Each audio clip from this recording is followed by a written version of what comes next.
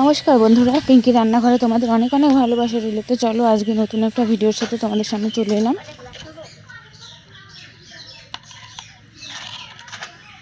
রায়খোর আর পুঁটি মাছ দিয়ে দারুণ স্বাদের একটি চচ্চড়ি রেসিপি তোমাদের সাথে শেয়ার করব। তো এই রেসিপিটা কিন্তু অসাধারণ আর মুখে লেগে থাকার মতন।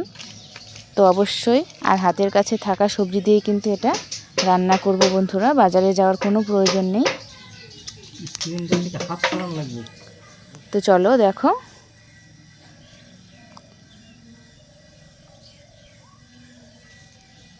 তো নিয়ে আসছি দুধ কচুর ডগা। ডাঁটাটা এত টেস্টি হয় এগুলো খেতে, চচ্চড়ি রান্না করলে বন্ধুরা অসাধারণ। তোমরা একবার হলে বাড়িতে ট্রাই করো। আর চলো দেখে নাও কিভাবে আমি রান্নাটা করছি। অসাধারণ টেস্টি লাগে এই ডাঁটাটা, আর এর পাতাটাও কিন্তু অসাধারণ টেস্ট।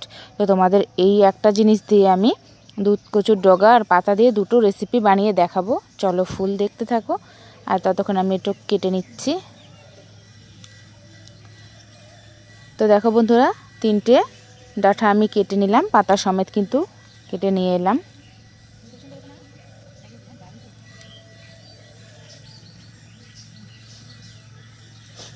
তো দেখতে পাচ্ছ বন্ধুরা, এই দেখো 3টে ডাঁটা কেটে নিয়ে এলাম। এবার কিন্তু দেখো এত সুন্দর এটার চোচাটা ছুলে যায় অসাধারণভাবে। তো ছোট ছোট কুচি কুচি করে কিন্তু দেখো এভাবে ছুলে ছুলে কেটে নিচ্ছি, কুচি কুচি করে যেভাবে ডাঁটা ঝুরি করি সেভাবে কিন্তু কেটে নিচ্ছি।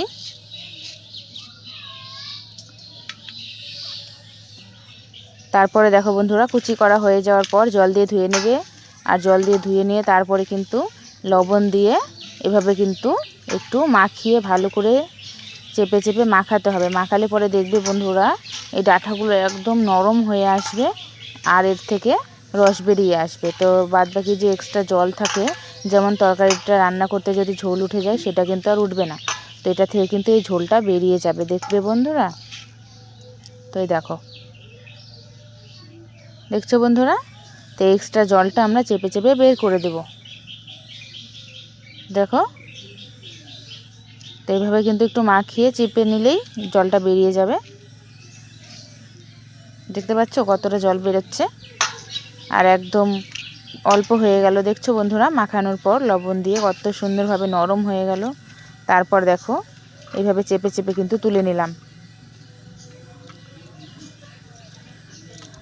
তো এইভাবে পুরোটা কিন্তু চেপে চেপে তুলে নেব। দেখো, তারপর সাথে আলু নিয়েছি, পেঁয়াজ কুচো নিয়েছি, আর দুটো আলু নিয়েছি। সর্ষের তেল দিয়ে কালো জিরে ফোড়নে দিয়ে দিলাম। তারপরে দেখো সবজিগুলো ঢেলে দিলাম। আলু দিয়েছি, তোমরা চাইলে আলু দিতেও পারো, না দিলেও পারো, ঠিক আছে বন্ধুরা, আলু না দিলেও হবে। তো আমি দিলাম। আর পেঁয়াজটা দিতে লাগবে। তারপরে একটা পেঁয়াজ দিয়েছি আর দুটো আলু দিয়েছি। তার সাথে হলুদ লবণ দিয়ে ভালো করে নেড়ে চেড়ে দেখো বন্ধুরা, এভাবে যখনকার সবজিটা মানে ভাজা ভাজা হয়ে আসবে তখন কিন্তু লঙ্কা বাটাটা দিতে হবে। তো পরিমাণ মতো তোমরা ঝাল যেভাবে যেটুকু পছন্দ করো সেইভাবে কিন্তু ঝালটা দেবে।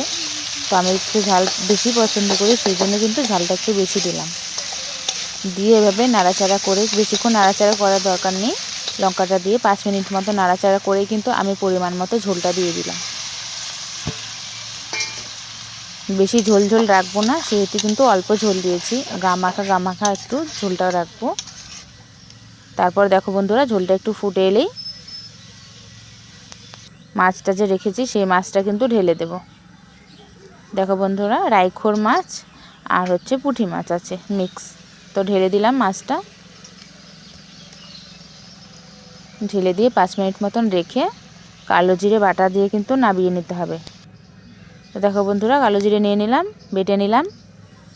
এবার কিন্তু নামানোর আগেই কালো জিরে বাটাটা দিয়ে দিতে হবে, দিয়ে নাড়াচাড়া করে নামিয়ে নেব বন্ধুরা। তো দেখো আমার কিন্তু চচ্চড়িটা রেডি। আর এরকম টেস্টি চচ্চড়ি অবশ্যই তোমরা একবার ট্রাই করো, দেখবে দারুণ লাগে খেতে। তো আর কিছু কিন্তু লাগবে না ভাতের সাথে। তারপর দেখো আমি বলেছিলাম দুটো রেসিপি করে দেখাবো। তো এই দুধ কচুর ডাঁটাটার থেকে যে পাতাটা ছিল সেটা কিন্তু ধুয়ে ভালো করে কুচি করে নিয়েছি। তার সাথে কটা কাঁচা লঙ্কা, তোমাদের ঝাল মতন মানে তোমরা যেটুকু ঝাল পছন্দ করো সে মতন ঝাল দিয়ে দিও। কাঁচা লঙ্কা আর রসুন দিয়েছি। তো সব একবারে ধুয়ে নিলাম। ধুয়ে নিয়ে কিন্তু কালো জিরে ফোড়নে দিয়ে তারপরে কিন্তু দেখো বন্ধুরা একটা শুকনো লঙ্কা দিয়ে দিলাম, দিয়ে কিন্তু আমি পাতাটা ঢেলে দিলাম। পাতাটা ঢেলে নাড়াচাড়া করে লবণ দিয়ে নাড়াচাড়া করতে হবে বন্ধুরা।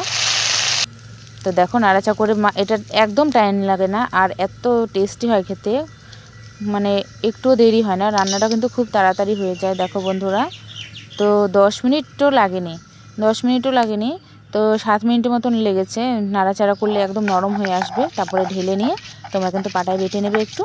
দেখো পাটায় বেটে নিলাম, আর এত টেস্টি হয় খেতে এই পাতা বাটাটা। তো অবশ্যই ট্রাই করো, আর ভালো লাগলে আমার চ্যানেলটি সাবস্ক্রাইব করে পাশে থেকো বন্ধুরা। তো দেখো এইভাবে কিন্তু একবার বেটেছি তাই এরকম হয়েছে, তো আর 2বার বাটলেই হয়ে যাবে।